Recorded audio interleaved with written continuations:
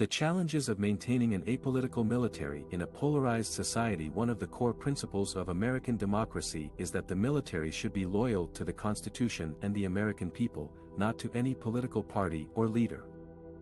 This principle ensures that the military serves as a neutral and professional institution that respects civilian authority and does not interfere with the electoral process or the peaceful transfer of power.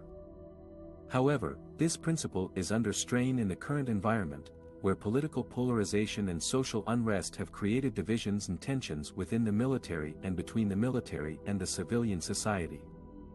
Why is an apolitical military so important? According to Jim Golby, a senior fellow at the Clements Center for National Security, an apolitical military is essential for maintaining public trust and confidence in the armed forces. He argues that because the military normally stays apolitical, it is not perceived as yet another self-serving interest group, but rather as a defender of the common good. He also warns that a politicized military could undermine civil-military relations and erode democratic norms and values. However, claiming that the military is or should be apolitical is both confusing and counterproductive. The military itself is an intensely political institution, as it operates in a political context and executes political decisions made by civilian leaders. Moreover, military personnel are also citizens who have political opinions and preferences, and they have the right to express them as long as they do not violate their professional obligations or ethical standards. As Mara Carlin, a former Brookings expert and a professor at Johns Hopkins University, points out, we do not want a military that is apolitical. We instead want a military that avoids partisanship, institutional endorsements, and electoral influence. What are some of the challenges of maintaining an apolitical military in a polarized society? One challenge is to balance the rights and responsibilities of military personnel as both service members and citizens. Military personnel are subject to certain restrictions on their political activities, especially when they are on active duty or in uniform. For example, they are not allowed to participate in partisan events, solicit or engage in partisan fundraising, serve as sponsors of partisan clubs, or speak before partisan gatherings. They are also prohibited from wearing military uniforms at political campaign events. These rules are intended to prevent the appearance of official endorsement or coercion by the military. Another challenge is to prevent the politicization of the military by external actors, such as politicians, media outlets, interest groups, or foreign adversaries. These actors may attempt to use the military for their own agendas, either by invoking its authority and legitimacy to support their causes or by undermining its credibility and reputation to weaken their opponents.